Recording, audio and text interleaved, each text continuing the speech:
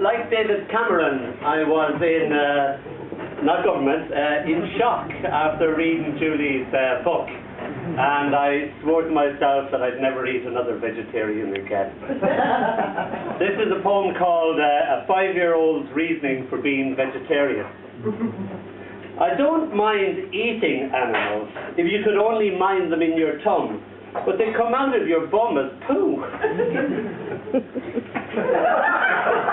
Sorry, short and sweet. This is the very famous Irish dancehall chat-up line. It's called, "Can I borrow your body for a struggle?" I think if you use that here in England, you'd get your face slapped or your ghoulies kicked or something bad would happen to you. "Can I borrow your body for a struggle?" She said, "Hi, I'm from a different planet." I said, "Damn it, so am I. It's so hard to meet genuine earthlings these days." Of course, if you meet Alan, you know, that's... Her body is a map, a fragile, precious document.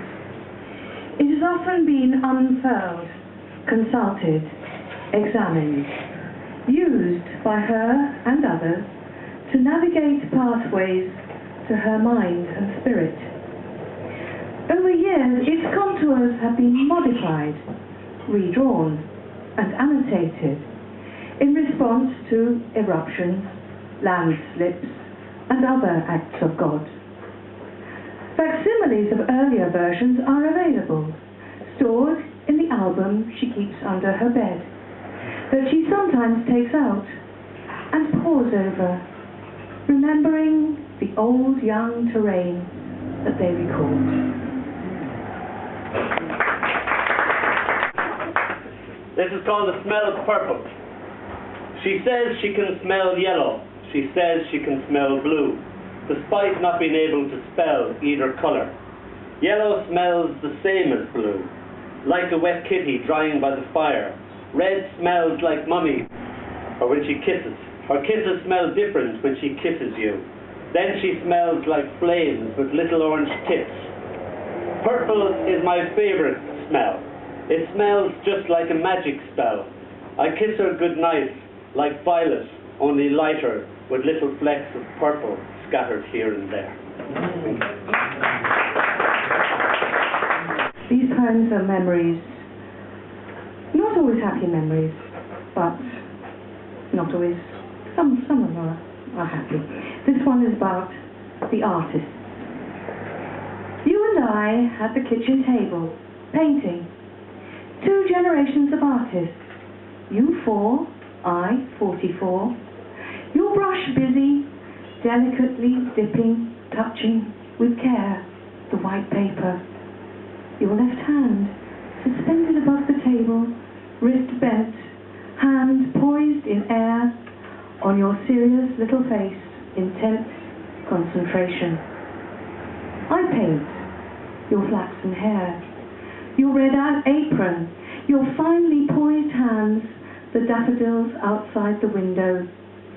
But I cannot paint the picture that you make for me. First English girlfriend, she was fascinated with all things Irish, including me, and name places. So some place like Kildare was very exotic to her. Kildare, ordinary. So she thought it was Kildare, but it's Kildara. Kill is the church and Dara is oak, so it's the church of the oak. When I came to England, I was equally fascinated by all things English. So this is called Of All the Kisses in All the World. I kissed you in Eastlip and Lith, and once again in Swatling, Shipton and Pershore. Whenever I kissed you, I only wanted to kiss you more. I kissed you in Amberley and Arundel. Once I kissed you in Swale and Sway. I kissed you all over in many various places that I cannot remember today. I only remember the kisses scattered all over England, refusing to fade away. Thank you.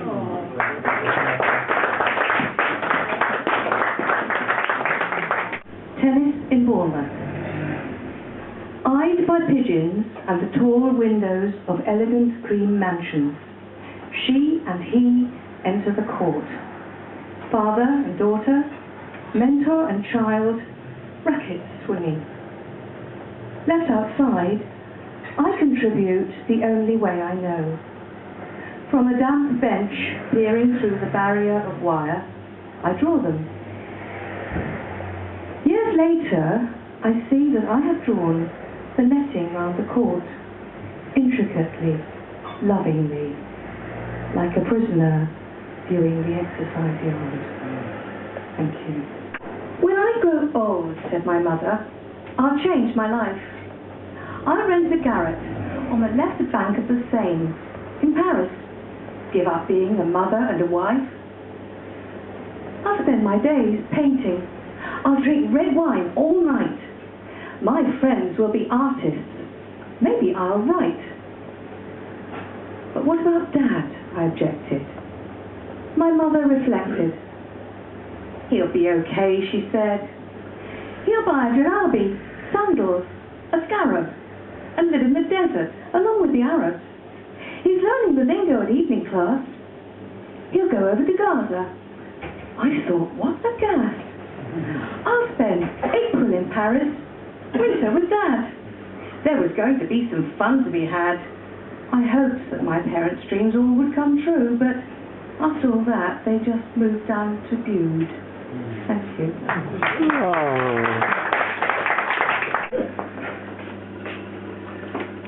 This is about my one great fashion mistake. Julie has often said that I am one great fashion mistake. It's called, I've never repeated it again. So it's called Akai, but no. It's so hard to hide an erection in a kilt. It's so bleeding obvious as to just what it is. It's here because it's here because it's here. It's so hard to hide an erection in a kilt whilst attempting to be an upstanding member of society. And then there's that embarrassing interlude, waiting for it to wilt. But that's neither here nor there. It's so hard to hide an erection in a kilt, especially one this well built. See for yourself. Here, order. It's so hard to hide an erection in a kilt. You think, is there no end to it? And one doesn't have to advertise or neon sign it, and it's impossible to doubt, deny, or disguise it. It's here because it's there, and it ain't going nowhere. It's better to come clean, face up, and be a man about it. Yes, it is hard to hide, as I've already said. Julie, you've not been listening to me. An erection in a kilt. Sir, you try it. So, I whipped it off and tossed it, casually as could be, over my left shoulder. Wow. Your dress fell to the floor. Oh, there was more. But I thought it best to skip the rude, crude, almost pornographic bits. Suffice it to say, we let nothing get in our way, reducing the distance between us. You won happy Venus. I won very happy penis. Thank you.